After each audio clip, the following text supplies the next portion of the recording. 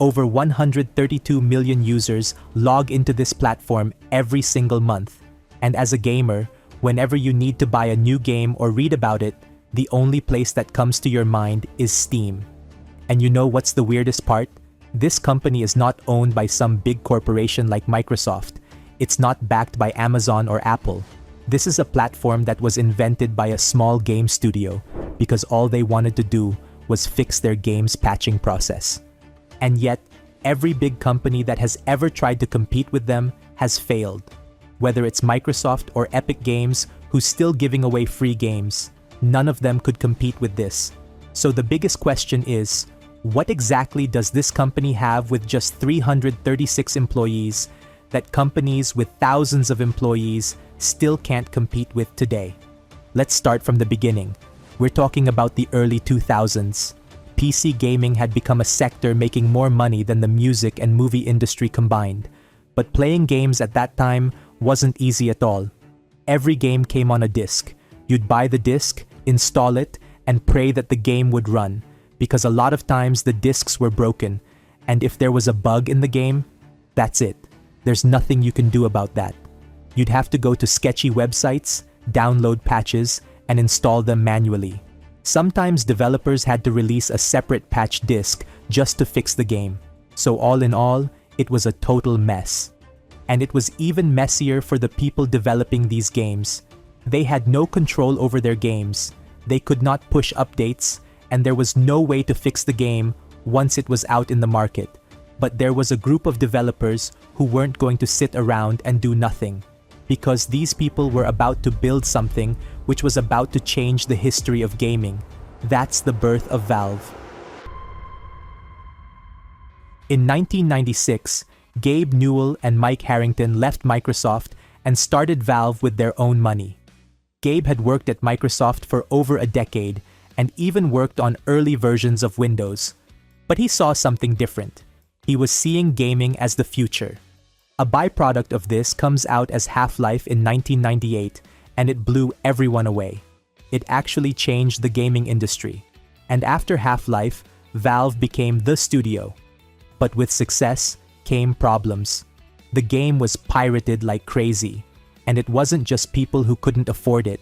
Even people who could buy it were choosing pirated versions. Because pirated games were easier, all the patches were already included. That's when Gabe realized something. In one interview, he said, "The easiest way to stop piracy isn't anti-piracy. It's by offering a service that's better than what pirates can offer." And this need to fix the broken parts of PC gaming led to building Steam. It wasn't about making a storefront, it was about one thing: make playing games easier, better, and frictionless. Before we continue, if you're seeing how this changed everything, hit that subscribe button, because what comes next explains why no competitor will ever beat Steam. So on September 13th, 2003, Valve launched Steam. And its vision was simple: streamline gaming so players could focus on playing, not on installing patches. Now you'd think such a solid idea must have had a great launch. But Steam's launch was actually a failure.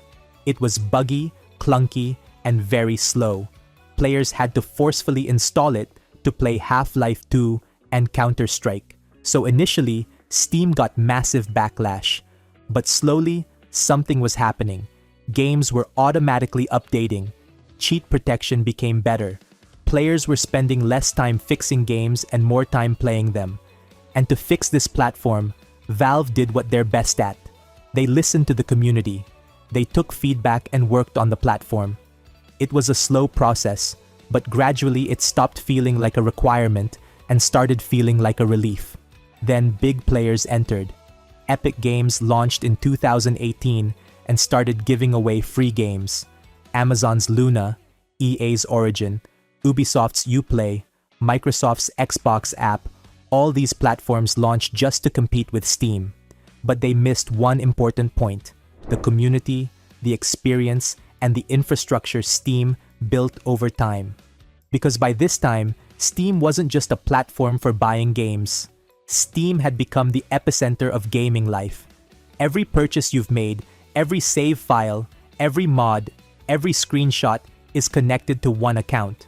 Your profile isn't just a username. You can actually track the timeline of everything you've played, everything you've tried, and everything you love. And that's something no other platform could recreate. These companies focused on selling games. They don't care about what customers are feeling about the platform itself. And this sense of familiarity is what brings us back to Steam again and again. So what makes Steam different? It's not about the best technology. It's not about being first. It's not about massive money. It's because from the very beginning, Valve was not a company focused on investors. They built for gamers. And this core value, we can see it in everything they do. Steam is a huge example of what happens when a company listens to its customers. That's it for today. Let me know your thoughts in the comments. If you liked the video, hit like and subscribe. Peace out.